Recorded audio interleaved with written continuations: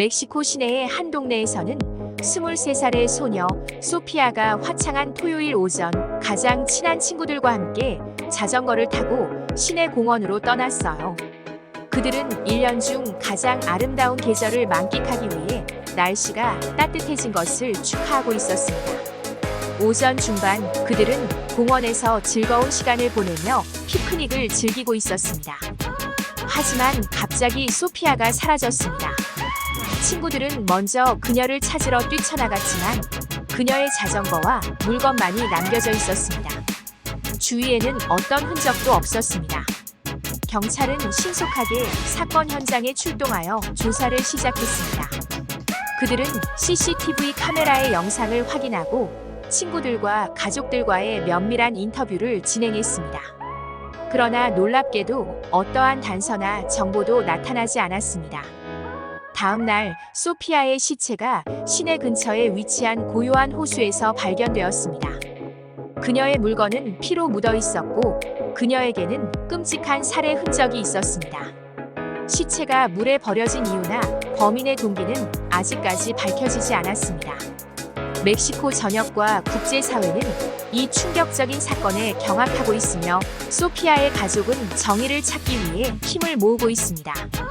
현지 경찰과 FBI가 협력하여 사건을 해결하려 노력하고 있지만 이 사건의 배후에는 어떠한 미스터리한 이야기와 동기가 있는 것일지 아직 밝혀지지 않았습니다. 한국은 이런 일은 상상할 수 없는 것 같아요. 그때 낮에 실종이라니요. 한국에 처음 왔을 때 나는 멕시코에서의 경험을 가지고 한국의 안전에 대해 걱정했습니다. 멕시코에서는 밤에 길을 걷거나 대중교통을 이용하는 것이 언제나 조심스러웠고 부모님과 친구들도 항상 나의 안전을 걱정하며 밤에 집에 돌아가지 않았으면 좋겠다고 말했습니다. 그러나 한국에서는 모든 것이 달라 보였습니다. 한국의 거리와 공공장소는 밤에도 활기차게 붐빌 때가 많았습니다.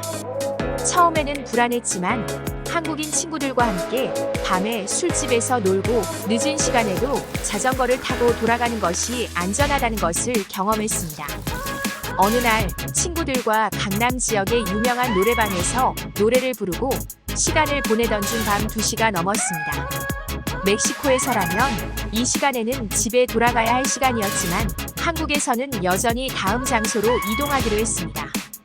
친구들과 함께 노래방을 나와 길에 나섰을 때 주변에는 여전히 사람들이 많았고 가로등이 밝게 비추고 있었습니다. 우리는 택시를 타지 않고 걸어서 다음 목적지로 이동하기로 결정했습니다.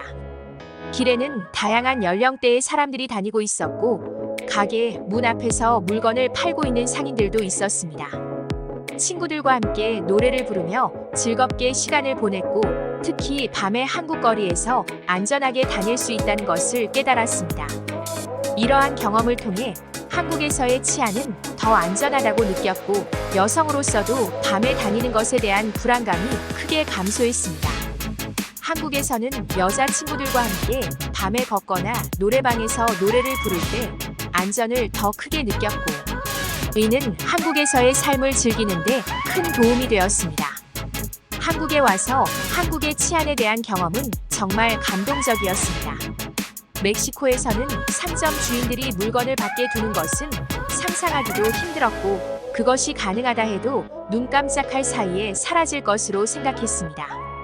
그렇게 큰 도시에서 특히 번화가에서 물건을 방치하면 도난당할 것이 분명했기 때문입니다. 하지만 한국에 와서 홍대나 다른 번화가에서 그런 광경을 목격할 때마다 정말 놀랐습니다. 가게 주인들이 고객들에게 믿음을 주며 물건을 밖에 두는 것을 보면서 한국의 안전한 환경에 대한 감동을 크게 느꼈습니다. 이런 상황은 제가 생각하는 것과는 정반대였고 그만큼 한국에서의 치안 시스템이 얼마나 효과적인지를 몸소 느낄 수 있었습니다. CCTV와 같은 보안 시스템이 상점과 거리를 모니터링하고 범죄 예방에 기여하는 것을 보면서 안전에 대한 한국의 진지함과 노력을 감동적으로 생각했습니다. 이러한 치안 환경 덕분에 밤에도 친구들과 함께 걷거나 노래방에서 즐길 수 있었고 그런 경험이 정말 소중하게 다가왔습니다. 한국에서의 안전한 분위기는 외국인들에게도 큰 인상을 남긴다고 생각합니다. 이런 안전한 환경 덕분에 한국에서의 생활이 훨씬 쾌적하고 즐겁게 느껴지며 이곳에서의 삶을 더욱 사랑하고 감사하게 생각하게 되었습니다. 한국에 처음 왔을 때 카페에 가서 화장실을 이용하려고 했어요. 멕시코에서는 화장실을 이용하려면 항상 귀중품을 두고 나갈 수 없어서 귀중한 물건들을 항상 가지고 다녔거든요.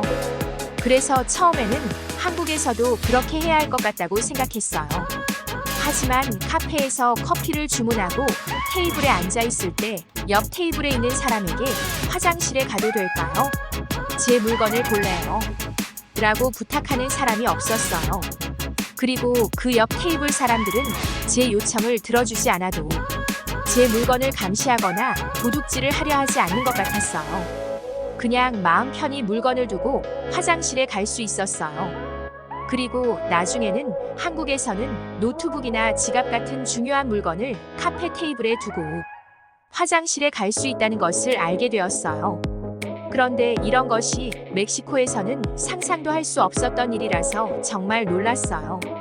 한국에서는 그런 안전한 분위기 속에서 카페를 즐길 수 있고 화장실을 편안하게 이용할 수 있어서 정말 감동적인 경험이었어요. 멕시코에서는 저는 항상 밤에 다닐 때 경계해야 했어요. 친구들과 함께 시내에서 놀거나 레스토랑에서 저녁 식사를 할 때에도 언제나 주머니에 손을 올려 물건을 지키고 길가에선 빠르게 걸어가야 했어요. 그리고 가끔은 노트북과 같은 귀중한 물건을 항상 가지고 다녀야 했어요. 멕시코에서는 물건을 두고 가면 금방 없어질 것이라는 두려움 때문에 물건을 지키는 습관을 가지고 있었습니다. 그런데 한국에 와서 정말 놀라운 변화를 경험했어요. 한국에서는 물건을 테이블에 두고 가도 다른 사람들은 그것을 훔치려 하지 않았어요. 예를 들어 카페에서 노트북을 테이블에 두고 화장실에 가도 노트북은 그대로 있었고 다시 돌아오면 아무 문제 없이 사용할 수 있었어요. 그런데 더 놀랍게도 한국에서의 범죄 예방 정책이 얼마나 효과적인지를 몸소 느꼈어요. 공공장소와 건물에는 많은 CCTV와 보안 시스템이 설치되어 있어서 사람들은 안전하게 다닐 수 있었어요. 그리고 한국에서는 여성들이 밤에도 안전하게 다닐 수 있는 환경을 제공하기 위한 정책과 노력이 많았어요. 이런 변화를 경험하면서 범죄 예방 정책의 중요성과 효과를 정말로 느끼게 되었고 한국에서의 생활이 얼마나 편안하고 안전한지를 깨달았어요.